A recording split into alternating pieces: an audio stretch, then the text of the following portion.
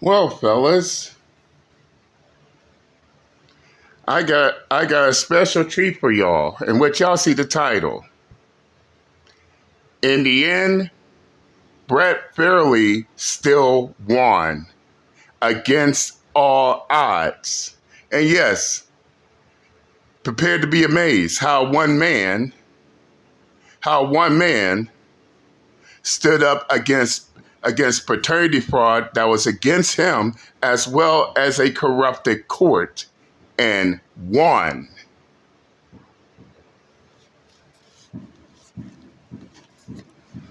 And please disregard the fireworks. They still celebrating out here. Back on the matter at hand. I know some of y'all already know about Brett Farley's story. But for those of y'all who don't know, Brett Fairley went to the internet to tell his story about how he volunteered himself to be a sperm donor, mistake number one, but then being deceived to the point to where he thought that it was just this one-time thing. They will move on past it. But then that same woman turned right back around, had second thoughts, and now wanted Brett Fairley to take care of the child. Then come to find out that this child that she claimed Brett Fairley is the father of is not his child. So it was a nasty court battle. Now, as far as I remember, because this happened last year, Brett Fairley was awarded Brett Fairley was not only able to clear his name, but he no longer had to pay child support. His first victory. And things was on the up and up for him. Things was on the up and up for Brett Fairley because he proved paternity fraud, and now it's off the hook. He no longer has to pay this deceiving bitch any child support for a child that's not his. But in May of 2025, this happened. Viral for his insane paternity fraud story recently, was just arrested and made to take down all of his videos. It's a lot, but I'll give you the quick breakdown. So Brett is a young man who ends up getting approached by an older woman named Maria who asks him to be her sperm donor. She convinces him with paperwork and everything that it's all on the up and up. He's not going to be legally responsible for this child. Despite this arrangement and them only having a one-night stand to complete this arrangement, Maria ends up finding Brett's mom and grandma and tells them that she's pregnant with Brett's child and convinces them that he should be involved with the pregnancy. His mom and grandma now want to be a part of the baby's life, so they convince Brett that he should be too. So he agrees to start paying child support. But after a little over a year, having paid now $55,000 to this woman for this baby, he ends up taking a paternity test and finds out the baby isn't even his. Not only that, but Brett finds out that Maria likely knew who the real father was this entire time, but refused to disclose it because the real father was married to another woman at the time. Oops! Busted! Court for paternity fraud, asking for his name to be taken off the birth certificate, child support to end, and to be paid back for all the child support he did pay. In a kind of surprising victory, the courts actually do agree to end Brett's parental and child support obligations, but they don't make Maria pay him back, and I'm pretty sure his name is still on the birth certificate. The judge also assigns a mutual restraining order for the both of them, meaning that neither of them can ever talk about this case again. Basically a gag order. But according to Brett, Maria broke this order almost immediately by contacting his family, telling them that he's a deadbeat who abandoned his child. So Brett decides that he too is going to defy the order and clear his name. And that's when he made a multi-part series detailing all the lies, how he got played, and also his own mistakes along the way to help educate other men. I actually remember one interview where Brett was asked what he would tell his younger self if he could, and he said that if he had ever heard a story even remotely similar to what he went through, he would have never been in that situation. So his story does have the ability to prevent this from happening. But obviously the courts don't want the story out there. Why? It just makes you wonder, especially when you consider that in other countries like France, it's actually illegal for men to perform paternity tests on their kids without the mother's permission because, in their words, it would destabilize the community. And honestly, this whole concept that you have to prove paternity fraud is also crazy to me because it's like, did she say the kid was his? Did the DNA test say that it isn't? Seems to me that there was pretty clear deception involved. But we do have to learn from this, and honestly, this is why a lot of guys are very hesitant to sign anything until they get that DNA test. This is also why I think it's really important for women to stop taking DNA tests so personally and making it this big relationship-ending deal. You should want to be able to offer your man that reassurance, and you should also want that reassurance yourself. After all, hospital switch-ups do happen to women too. They can shut him up, but they can't shut us all up, and men need to hear this stuff. Men deserve to know if their kid is theirs or not without being shamed for wanting to know that. And there you have it.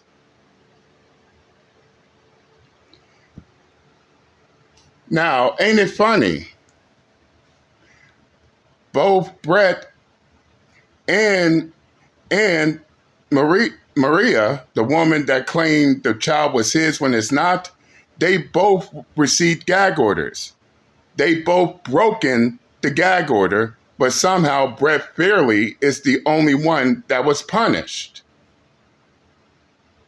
And on top of that, Maria, she still expects for Brett to still take care of the child, even though it not only it's been proven that the child is not his, but Brett Fairley no longer has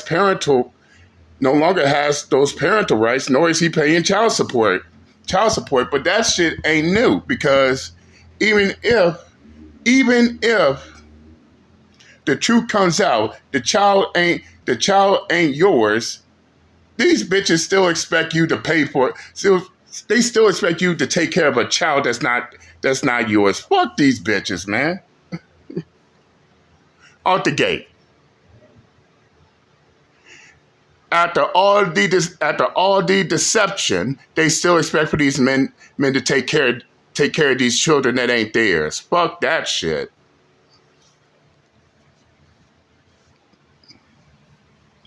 But yes, I gotta agree with what she said.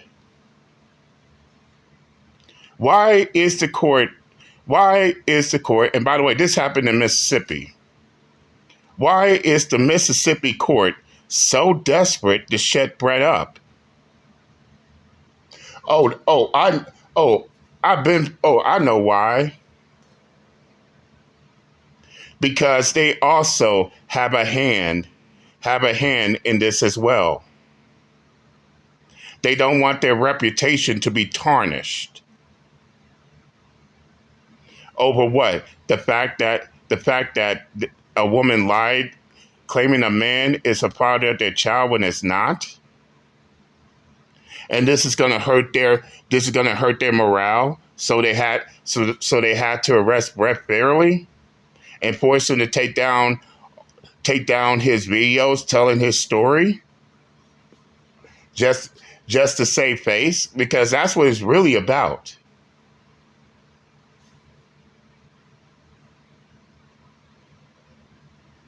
And why they didn't punish Maria for also breaking the gag order?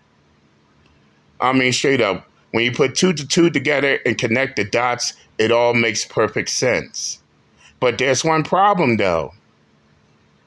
As she also said, they could shut Brett Fairley up, but guess what?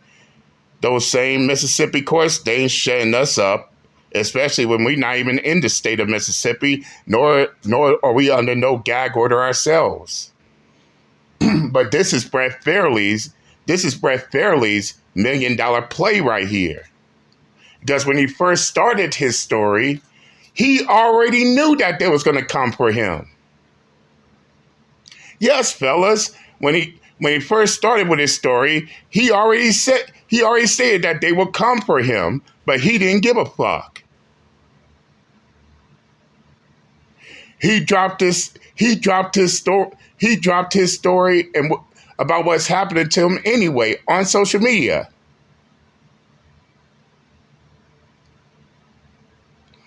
And what's more, the court's desperate attempt to have him remove his videos all went in vain. Why?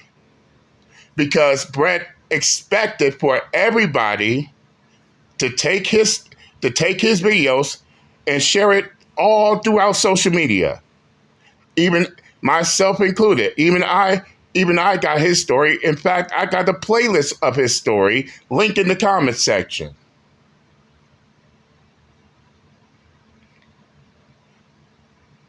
Well, apparently the Mississippi courts never heard the phrase, never heard this shit, which is called the Streisand effect. When you try to suppress, censor, or cover up something, the people will try just as hard to make it go public, to make it go viral. And this is what happened in Brett Fairley's case. He put his story out there, and now his story went viral, and it's now all throughout social media, from YouTube, Facebook, Instagram, TikTok, Rumble. Each and every part of social media has Brett Fairley's story. So by the end of the day, the Mississippi courts did not silence his story. Now everybody is pushing his story and making it be known, which Brett Fairley knew this was going to happen. That's why he pushed it out. And again, another victory for Brett Fairley. So against all odds,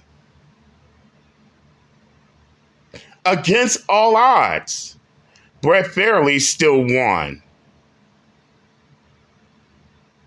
He is no longer responsible for a child that ain't his. He's no longer paying child support. And when they thought that they put it into his story, oh, his story has just begun. And yeah, I know it's been a year later. But guess what? We're not letting this shit die out. Others from other parts of social media ain't letting his story die out, because everybody has to know this shit. Paternity fraud is a serious issue. And the fact the courts were so desperate to try to silence it, that right there shows that they're afraid that this story will come out and everybody will know. Well, that's too fucking late for that.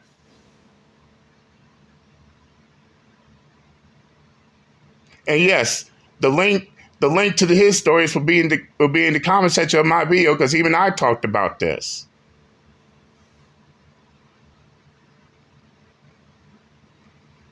They can silence Brett Fairley, but they can't silence us.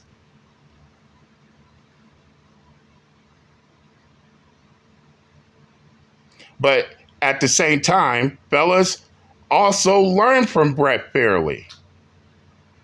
One, don't be a volunteer sperm donor for any woman. Period. Because if we learn anything about these sperm banks, where they claim that you could be anonymous, throw that shit out the window. Because even if you volunteer your sperm to these sperm banks, if the ones who's looking for a child wants to know who the biological father is, and when they get the information, you're on that child support. Second, don't sign the birth certificate unless you know for certain that child belongs to you.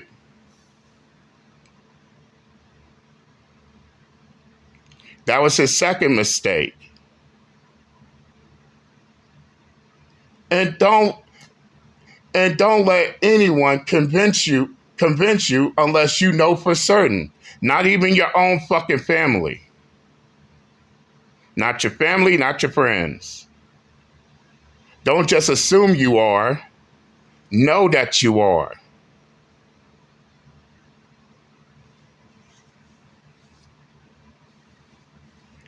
Now it's been a year since all this happened, and there haven't been any updates in regards to Brett Fairley. But according to one of his friends,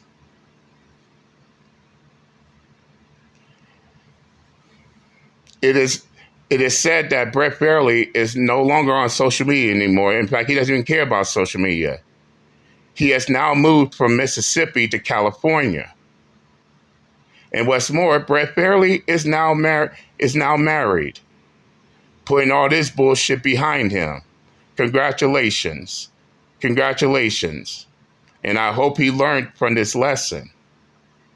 There are other rumors regarding the fact that Brett Fairley cut off his family and friends, but as far as Uncle JD is concerned, those are just rumors that can't be denied nor confirmed, and which I ain't got time for hearsay. So unless there's an actual update on that matter, I can't speak on that. But in the end, against all odds, Brett Fairley won in the end. And this is why we should not let up our fight when it comes to paternity fraud and mandatory DNA testing, bottom line. Now, I said what I had to say. I'm done, and I'm out this bitch. Later.